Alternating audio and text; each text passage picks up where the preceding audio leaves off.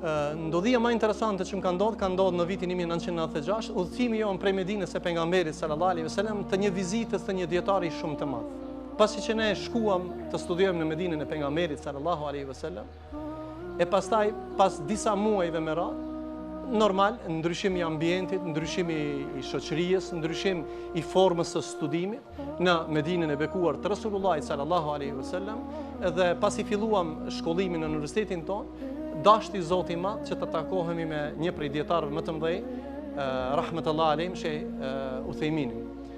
Takimi ynë ka qenë me disa vëllezër, me disa thirrës hoxhallar, të cilët janë të njohur në trojet tona, dhe takimi i parë vetëm ndëjtja me të na dha një energji pozitive.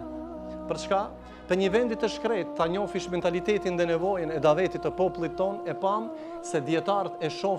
shohin fitnë të ardh, ndërsa popullata i shef masi të shkojnë.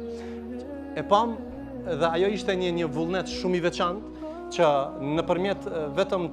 prezencës tonë, karshi ftyrës së tij të ndryshme, më na dhan një vullnet të kërkimit të detyrisë dhe ne jemi pjesë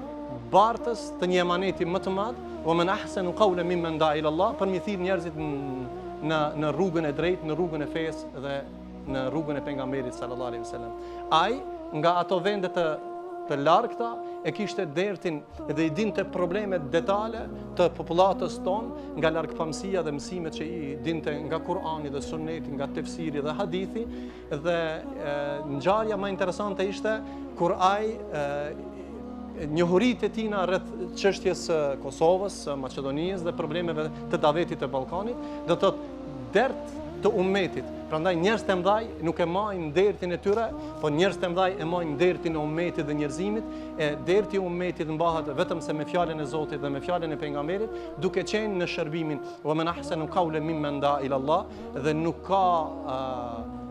ka vepër më të dashur se ata të cilët thrasin në rrugë të Zotit. Do thotë elementi takimi ynë me atë ftyrë të ndryshme ishte një energji pozitive që ma dha prej takimit të parë, që ne jemi sot e asaj dite pjesë dhe bartës së fjalës së Zotit dhe profetit tonë, dhe dhash Zotit që Allahu t'i pranon gjitha veprat tona dhe Allahu ta mëshiron shejkhun tonë.